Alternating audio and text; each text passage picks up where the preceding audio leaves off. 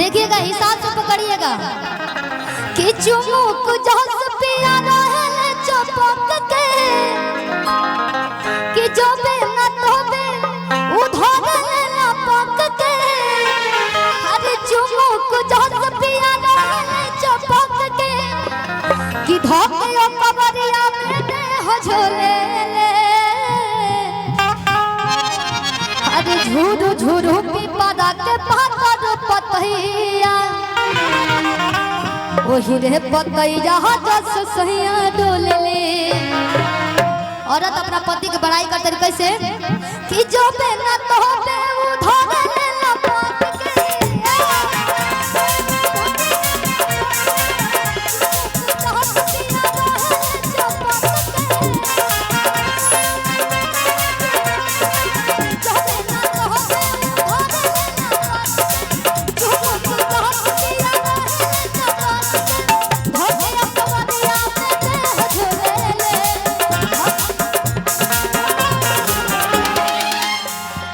झिरी झिरी पिपरा के पातर पतैया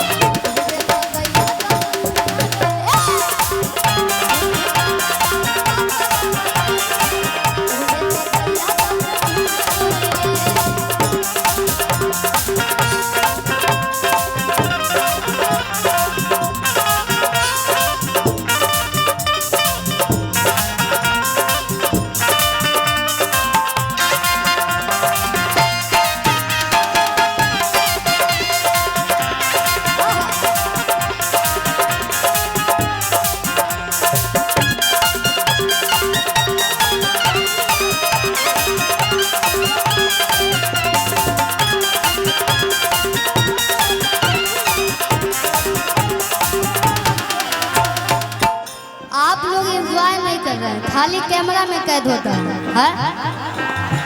कि मीठी मीठी बतिया अगर बात चल रतिया नजरी से नजरी मिला के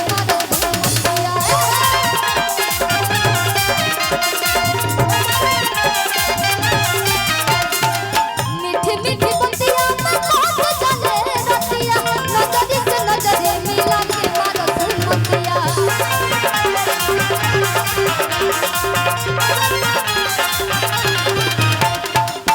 भैया झुलफी से हवा लागे देह गरम हवा लागे छोटे पसेना बोलो हमर नया लागे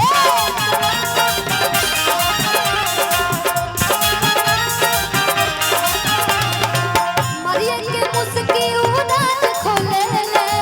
मरिया के मुस्की उदास खोले ले अरे झिरी झिरी पिपरा के पातर पतैया कि वही रे पतैया जस सहिया डोले। एक गाना गाए थे हम कि पाके यही सन भातार हम तर गईनी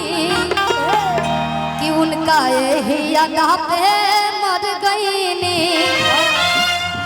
कि पाके यही सन भातार हम तर गईनी उनका यही यादा पे मर गईनी।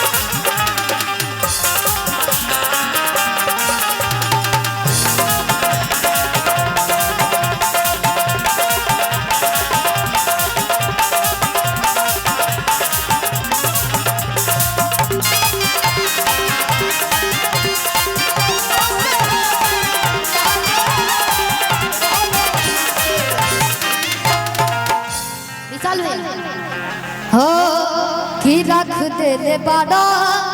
अरे नमवा हंसा के तू निकल जाला दोनों में रखा के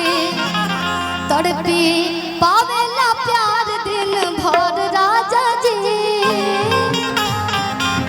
कि जदी में हर के ना करब कदर राजा जी हम पहले के नारी ना हई जे इतना शासक देत रहे हम नौका जमाना के हई कहा तरी रतिया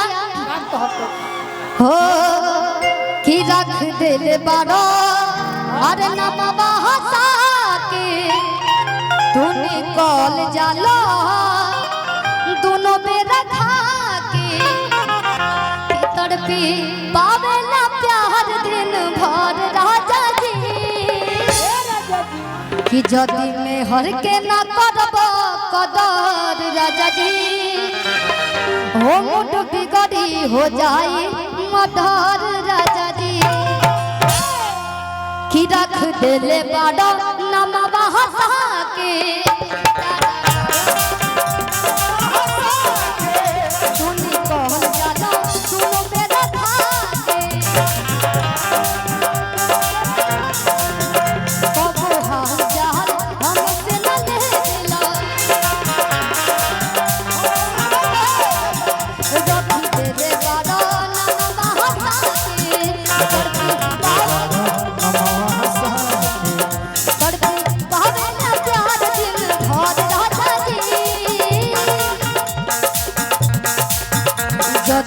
हर के ना करब कदर राजा जी मुठ बिगड़ी हो जाए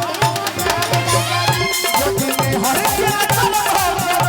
राजा जी मुठ बिगड़ी हो जाए राजा जी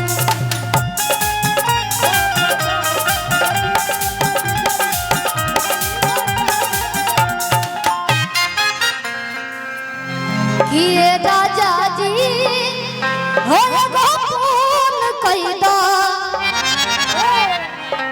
पीछे से हाला नहीं तो साउंड जाता ना भैया अरे राजा जी एगो फोन कैदा होने चाची लोग के मन हो गई हेलो थोड़ा सा साउंड अपना लेवल बढ़ा कर रखिएगा भैया होने चाची लोग के मन खुश हो गए का